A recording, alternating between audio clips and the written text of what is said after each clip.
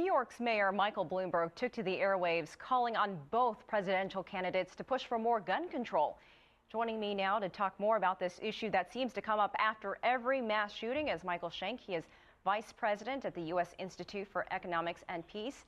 And in Seattle, Washington, we have Alan Gottlieb. He is the founder of the Second Amendment Foundation. Gentlemen, thank you both for being here tonight. Thanks for having us. Alan, let me start with you. Why do many of these violent events that occur in the United States, why do we hear about them in the U.S.? You don't really hear about these things happening in Asia or other parts of the world where the gun laws seem to be different. Well, these types of things happen all across the globe. They've happened in Canada, they've happened in Europe, so we do hear about them. But the problem is we always hear about a negative use of a firearm. We don't hear about a positive. Just 2 days earlier, a 71-year-old man in Florida, in Central Florida, in an internet cafe, two masked men came in with guns to do harm to people, and the 71-year-old who has license to carry a concealed permit was able to put them down and stop the incident so that nobody was injured, no innocent person in the cafe was hurt. But did that make national press? No, not really. It made local press in Florida, but that's as far as it went. You know, in the United States, we have over 800,000 times a year, up to 2 million times a year, depending on whose study you look at, where somebody uses a firearm for self-defense to protect themselves, their family, or property from criminal attack. But it doesn't make a whole lot of news in the news media, and that's unfortunate. I mean, in a situation like today, it's something that nobody can tolerate. Nobody likes to see guns or any other kind of weapon used. I mean, this guy also had, you know, incendiary devices. He's got a house booby-trapped. There's supposedly also explosives found in his car. And he could have used any kind of a tool. The truth is, a gun doesn't have a finger to pull its own trigger or a brain to hate with. And that's the problem. A gun, no matter what kind of gun control you pass, an individual like this isn't going to care. He's going to get some kind of a weapon anyway, and we had the carnage no matter what. Alan, let me let Michael weigh in, because the bottom line is the United States does have different laws than other countries. Right, so I think there are two ways that we can look at preventing violence. One has to do with gun safety and security in society, and the other has to do with socioeconomic policies. So I want to address both very quickly. In Colorado, you don't need a permit to buy a gun. You don't need to register the gun. You don't need a license for the gun. In fact, there are no limits on AK-47s and assault rifles, one of which was used by James Holmes. You don't have to face any limits around handgun purchases per month. That usually stops gun trafficking, and other states have limits around handgun purchases per month. You can only purchase one per month in some states. So those measures of safety and security in society would be good for gun control, just in terms of gun safety.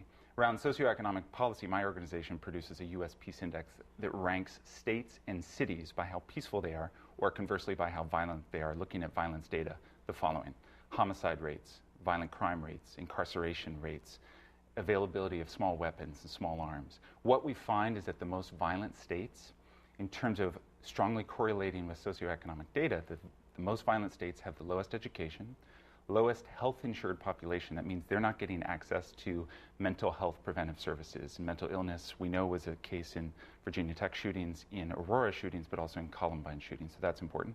They also have the highest poverty, the highest income inequality, the lowest labor participation rate, and the lowest social capital in terms of social trust in society. So if policymakers want to prevent violence, one is around gun control, but two is around socioeconomic policy that they could invest in as a way of preventing violence. Well, let me break in here, because you're talking about socioeconomic factors. And Alan, I want you to listen to this as well. This alleged suspect was a neuroscience student. He obviously came from some sort of supportive family, grew up with education. And, you know, Alan may come from the point that if everyone carried guns and it was so readily available, then maybe someone inside that theater could have shot the suspect before he got to 70 people.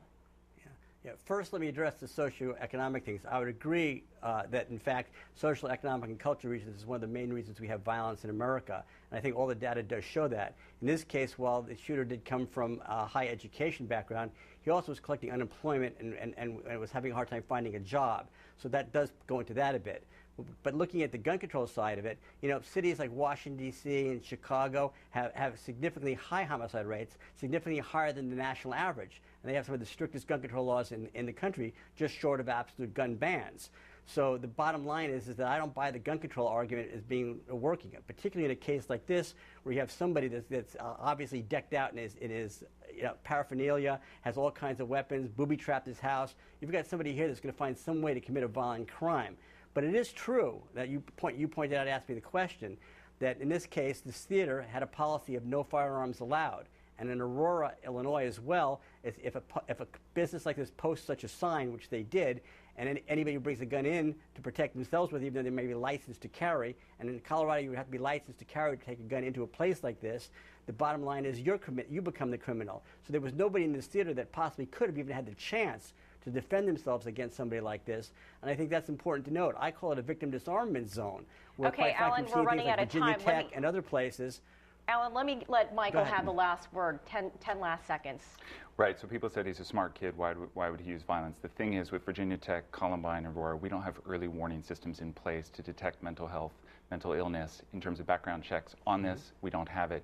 We're looking for gun safety in society, some reasonable measures to make sure the people who are using the guns have a permit, have a license, have registered it, have safety training, these kind of basic measures in place. Okay. None of which would have helped Michael in this Shank case. in Washington, D.C., Alan Gottlieb in Seattle, Washington. Thank you both Thank you for for joining having us. Thank you.